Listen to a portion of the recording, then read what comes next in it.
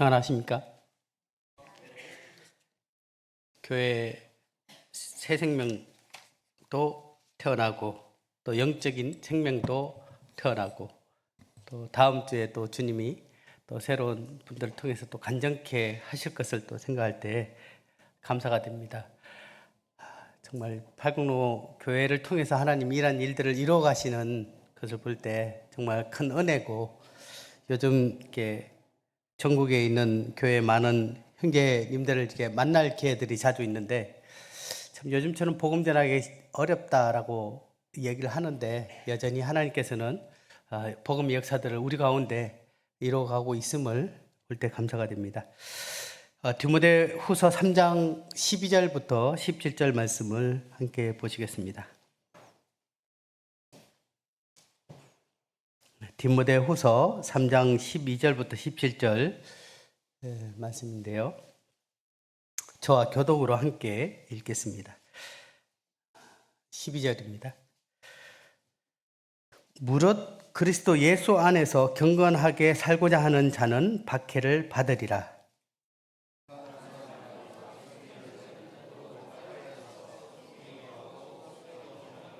그러나 너는 배우고 확실한 일에 거하라. 너는 네가 누구에게서 배운 것을 알며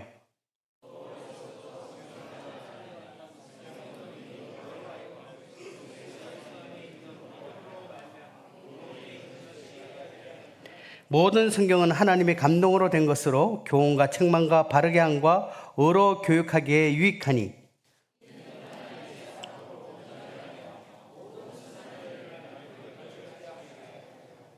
우리가 영적으로 성장하기 위해서 세 가지 요소가 필요합니다. 여기에 세 가지 요소를 말하고 있는데요. 그 첫 번째가 배우고자 하는 겸손한 태도. 다시 말하면 학생처럼 그런 배우고자 하는 그러한 자들이 필요하고요. 두 번째는 삶을 변화시키는 하나님의 말씀. 교육의 3요소 중에 하나가 학생, 그 다음에 교재, 그 다음에 교사가 있는데요. 이 교재는 학생과 교사를 연결해주는 매개체이기도 하고요. 또한 학생의 교육과정의 발달을 위해서 필요한 이 매개체가 바로 교재인데, 저희는 영적인 성장을 위해서 하나님께서 우리에게 말씀을 주셨습니다. 또 더불어 그와 더불어 가장 중요한 것 중에 하나가 이 본이 되는 좋은 스승입니다. 그래서 우리가 영적으로 더욱 성장할 수 있도록 하기 위해서 이 세 가지가 함께 균형을 얻게 될 때 우리는 영적 성장을 이루기 위한 바른 자세를 우리는 가지게 되는 것입니다. 시간이 없기 때문에 곧바로 본론으로 들어가겠습니다. 본문 말씀은 우리가 진리의 말씀 안에 거해야 할 것을 권면하고 있고요. 또 그 안에서 어떤 자세로 살아가야 영적으로 성장할 수 있는가를 말해주고 있습니다. 12절을 보게 되면 누구든지 예수 안에 경건하게 살고자 하는 자는 이 박해, 핍박과 시련을 받게 된다고 말하고 있습니다. 사단은 이 그리스도 안에 있는 성도들을 그냥 두기를 원치 않습니다. A.W. 토저라는 이 신학자는 사탄은 진정한 그리스도인을 싫어한다. 그 이유는 하나님의 자녀인 그리스도인들이 하나님 아버지를 닮아가기 때문이다 라고 이야기합니다. 즉, 이 사단은 우리가 영적으로 성장하는 것을 싫어합니다. 이 성장이란 단어는 이 아이가 자라서 성인이 되어서 인간다운 삶을 살아가는 것처럼 우리의 모습이 이 구원받은 상태에서 멈추는 것이 아니라 조금 더 성장해 가서 이 하나님의 그 속성, 하나님의 그 모습으로 우리의 모습이 변화되어 가는 그러한 과정을 말하고 있습니다. 여기 12절에 보게 되면 무릇 그리스도 예수 안에서 경건하게 살고자 하는 자는 박해를 받으리라. 이 말씀을 이전에는 우리가 경건하게 살고자 하면 핍박이 온다라고 저는 이 말씀을 해석을 했습니다. 그런데 이 말씀을 원문을 이렇게 자세히 보게 되면 이 말씀의 핵심은 경건하게 살고자 하는 자가 핵심이 아니라 예수 그리스도 안에서라는 말이 더 핵심입니다. 다르게 표현하면 예수 그리스도 안에 살고자 하는 자는 어려움을 겪게 된다는 것입니다. 어떤 분이 그랬습니다. 우리가 주님을 닮아가는데 방해꾼이 있다. 방해꾼. 이 세 가지 방해꾼이 있다. 첫 번째는 방금 이야기했던 사단. 사단은 우리가 영적으로 성장하는 것을 원하지 않습니다. 두 번째는 세상입니다. 세상. 세상은 우리가 세상으로부터 구별되고 또 하나 하나님만을 위해서 살아가는 것들을 싫어해요. 그래서 세상의 악으로부터 우리를 따로 불러낸 것이 바로 에클레시아 교회입니다. 그래서 세상이 있고요. 또 하나는 바로 우리 옛 성품, 다르게 표현하면 육신입니다. 육신. 우리의 육신은, 우리의 옛 본성은 그리스도를 쫓아 살아가는 삶들을 그렇게 좋아하지 않아요. 그래서 사도 바울도 오라 나는 공고한 자로다. 왜? 우리의 육신은 죄를 쫓게 되고 옛 습관을 쫓게 되고 우리의 쾌락을 쫓게 되는데 우리의 속사람 이 영은 하나님을 닮아가고 싶어하고 거룩에 이루고 싶어하고 정말 영적으로 정말 그분의 품성을 쫓고자 하는 이 두 가지의 갈등이 있는 것을 성경을 통해서 표현하고 있습니다. 그래서 외부에서 오는 것들을 우리는 밖의 핍박이라고 얘기하고요. 내부에서 이루어지는 것들을 우리는 갈등이라고 표현하고 있습니다. 그래서 우리는 내외적인 그러한 갈등을 통해서 이것들을 우리가 이겨내고 또 우리가 확신 가운데 거하게 될 때 우리는 영적 성장에 한 걸음 한 걸음 더 나아갈 수 있는 것입니다. 구원받았다라고 해서 그냥 저절로 우리의 모습이 주님을 한순간에 닮아간다. 이걸 조금 더 심한 좀 더 전문 용어로 보면 성화되어져 간다. 더 나아가서 영화롭게 되어져 간다. 결코 그렇지 않습니다. 구원은 은혜로 우리 가운데 이루어 주셨습니다. 하나님의 은혜로 말미암아 우리가 구원받았습니다.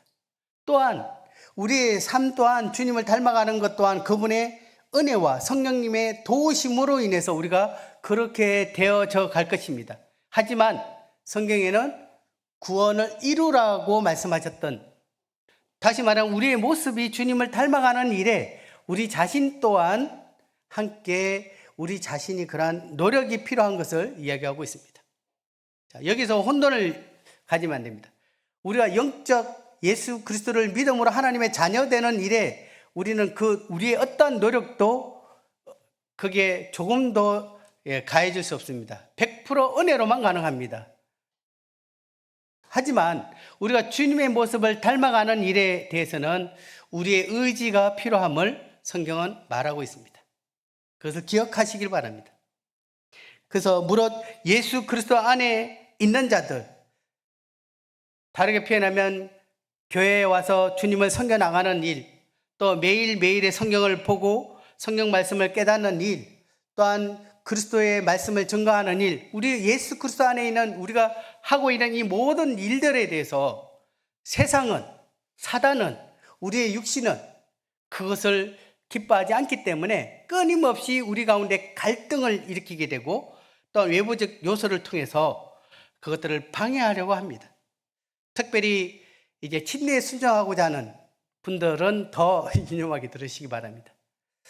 저도요, 그전에는 저희 아버지가 저를 데리고 교회를 보내셨어요. 그래서 저 형, 누나 같이 데리고 가까운 교회 가서 우리 아이들 잘 부탁합니다. 이렇게 아버지의 손을 잡고 어릴 때 교회를 나간 적이 있었거든요. 그래서 교회 가는데 그렇게 그렇게 싫어하지 않으셨는데 제가 예수님을 믿고 침례를 받으려고 하는 순간에 어느 순간 제 방문을 열쇠로 그냥 걸어 잠궈 버리시더라고요. 네. 그렇죠. 대충 믿으면 핍박이 없습니다.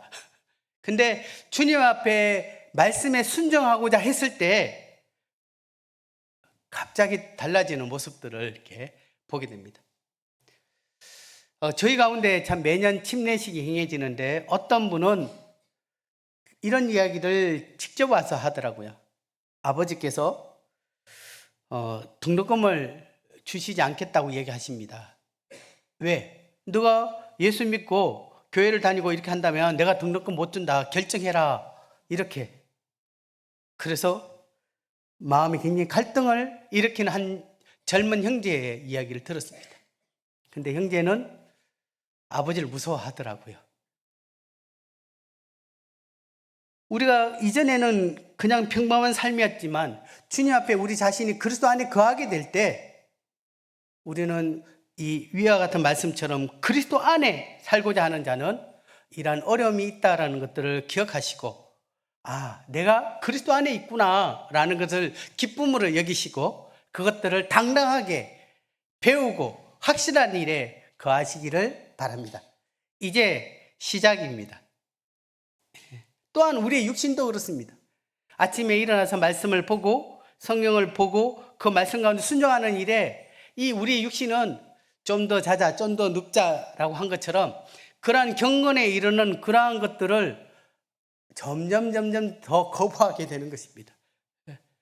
이럴 때 우리가 좀 더 의지를 가지고 주님 앞에 이 성장을 위해서 무릎을 꿇고 기도하고 말씀 앞에 우리 자신을 조금 더 나아가는 그러한 의지가 필요하게 되는 것을 보게 됩니다.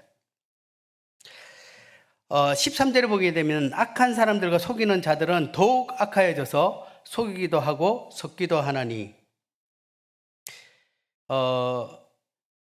여기 보면 더욱 악하여져서란 이 표현은요, 그 악함이 쑥쑥 자란다 이렇게 표현되어 있습니다.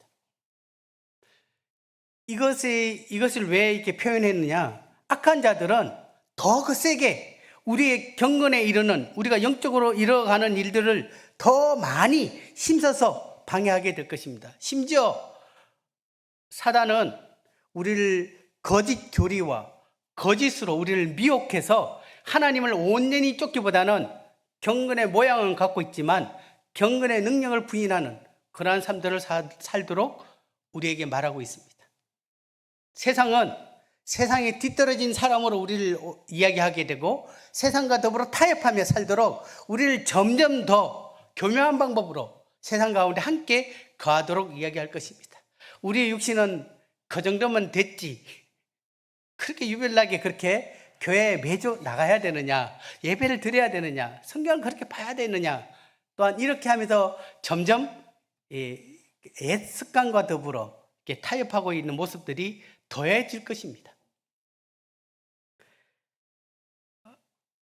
이럴 때 우리는 참 주님 앞에 우리 자신을 더 의지를 가지고 나아갈 필요가 있습니다. 저는 이제 곧 있으면 제가 배우는 공부가 끝납니다. 3년 동안 참 쉽지 않은 시간들을 가졌는데요. 그 시간 동안 가장 힘든 것이 무엇이냐라고 제게 물었을 때 잠도 조금 깊이 못 자고 또 많은 시간들을 책상 앞에 있어야 되고 여러 가지들이 있었지만 제일 힘든 것은 깨어지는 것입니다. 이렇게 표현했습니다. 깨어진다는 것은 뭐냐면 제가 알고 있던 경험과 이 지식에서 제가 그것들이 좀 더 폭넓은 시야를 갖게 될 때마다 저는 제 내적 갈등을 느끼게 되고 힘듦이 있더라고요. 이것이 참 정말 좋았어, 이것이 참 진리야, 이렇게 생각했던 것들이 조금씩 그럴 수도 있지, 이렇게 바뀌어져 가는. 그래서 우리가 파충류들 보게 되면 가끔 보면은 뱀도 그렇고 이 허물을 이렇게 벗겨 놓잖아요. 그것은 뭐냐면 이 작은 옷을 큰 옷으로 갈아입을 때 그런 일들을 합니다.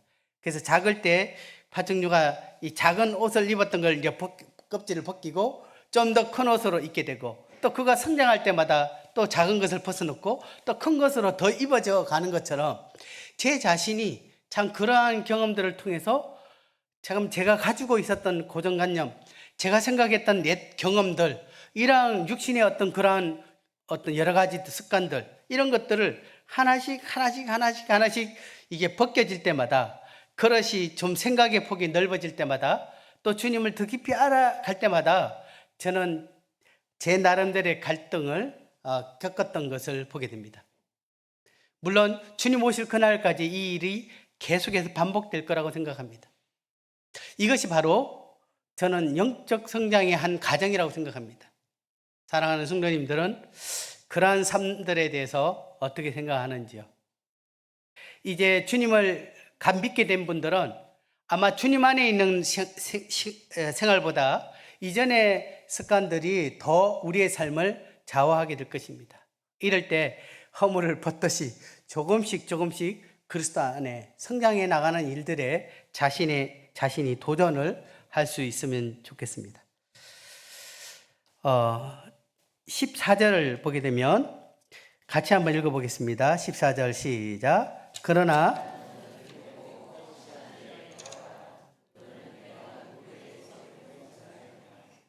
이 말을 헬라 원어를 표현하면 배우다라는 것은 학습하다라고 되어 있습니다. 학습하여 확신하게 될 것들 안에 계속해서 끝까지 머물러라라는 그러한 말입니다.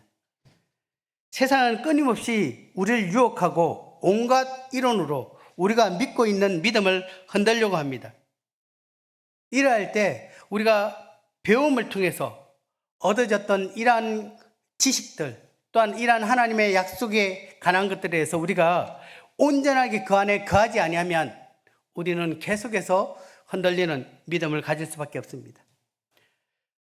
우리에게 배움의 기회가 있는 것에 대해 감사하십시오. 때로는 저희가 주님 안에 있었지만 분명치 못했고 또 어디에 확신을 두어야 될지 많은 고민들이 있었습니다.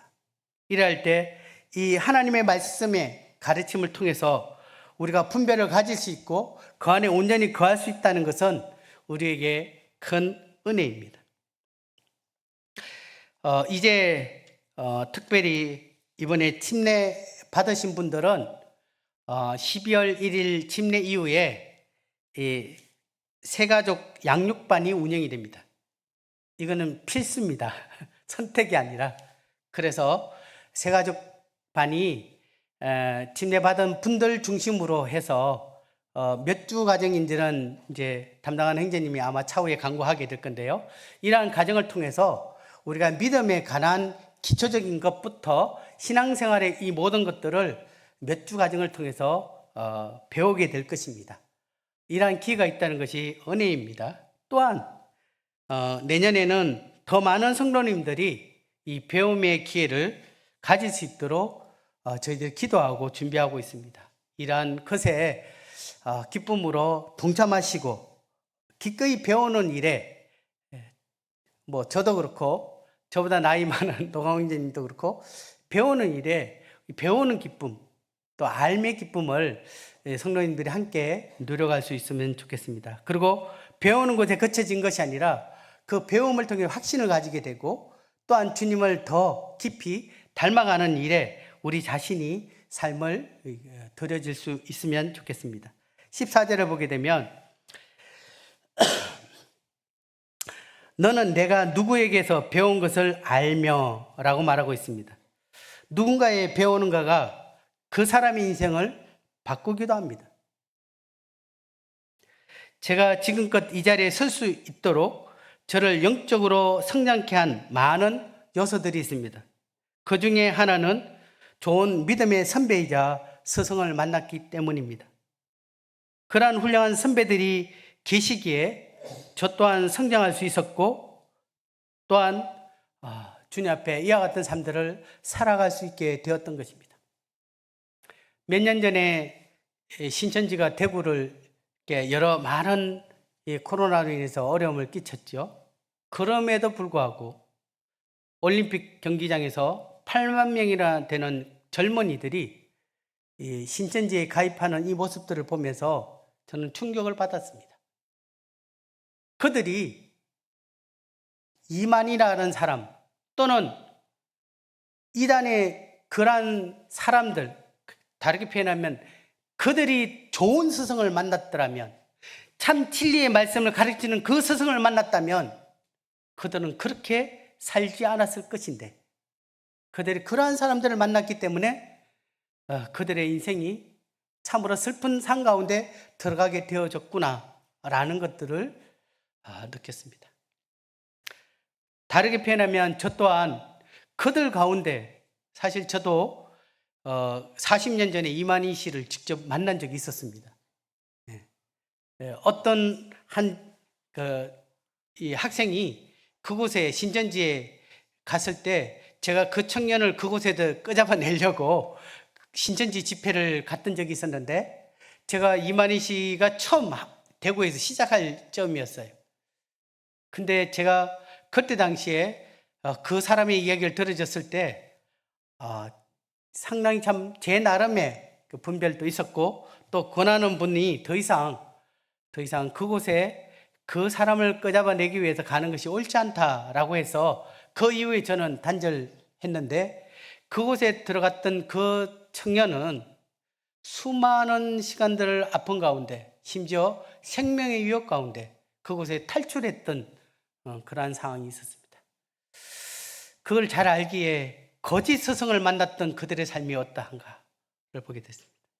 다르게 표현하면 우리는 참 진리 안에 있는 훌륭한 선배들이 있었기 때문에 우리의 신앙이 여기까지 이루어졌던 것을 보게 됩니다.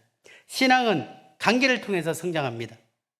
혼자서 아무리 성경을 수백 번 읽고 성경의 그 깊은 뜻을 안다 할지라도 관계를 통해서 서로 사랑하고 나누고 또 그러한 관계 가운데 성장하지 않는다면 온전한 성장이 되어지지 않을 것입니다. 성경에는 마리아와 힘줄을 통해서 우리를 공급하시고 우리를 그리스도의 장성한 분량까지 성장케 하신다라고 말씀하셨던 것처럼, 우리가 교회 안에서 또 서로가 서로의 관계 가운데 성경을 통해서, 배움을 통해서 우리는 성장하게 된다는 것을 기억하시기 바랍니다. 우리는 좋은 선배들을 통해서 말씀을 배우기도 하지만 말씀보다는 그들의 삶을 통해서 우리는 주님을 배우게 됩니다. 우리가 어떤 삶을 살아야 할지, 또 겸손이 무엇인지, 또 그리스도의 참모습이 어떠한지 우리는 그분들의 본을 쫓아서 우리는 살게 되는 것입니다. 우리의 영적 성장의 가장 기본은 모이기를 힘쓰는 것입니다. 그래서 가능하면 모임을 빠지지 마시고 함께 모이고 그 가운데 우리가 배움을 통해서 성장할 수 있다는 것을 기억하시기 바랍니다. 또한 우리가 누군가의 본을 쫓지만 누군가에게는 본이 된다는 것을 잊지 마시기 바랍니다. 우리의 자녀들에게, 우리의 손자들에게, 또 우리의 이국 가운데 있는 믿음의 후배들에게 우리가 그들에게 그리스도로 보여집니다. 제가 오전에 주일학교 교사님들에게 얘기했는데요, 아이들은 예수님을 몰라요. 하지만 선생님이 예수님이에요. 선생님을 통해서 예수님을 발견하듯 우리의 모습을 통해서 우리의 자녀들이 하나님을 발견하게 되고, 우리의 삶을 통해서 믿음의 후배들이 그리스도를 보게 되는 것들을 기억해 주시고 더 사랑하시고 더 그리스도의 모습을 함께 나눌 수 있으면 좋겠습니다. 15절 16절을 보게 되면 이 성경은 그리스도 예수 안에 있는 믿음을 통해 구원에 이르는 지혜를 가져다 줍니다. 그리고 우리를 교훈과 책망과 또 잘못된 삶을 교정하여 주고 또 의로운 삶을 살도록 인도합니다. 이제 결론을 짓겠습니다. 17절 함께 읽겠습니다. 17절. 자, 시작. 이는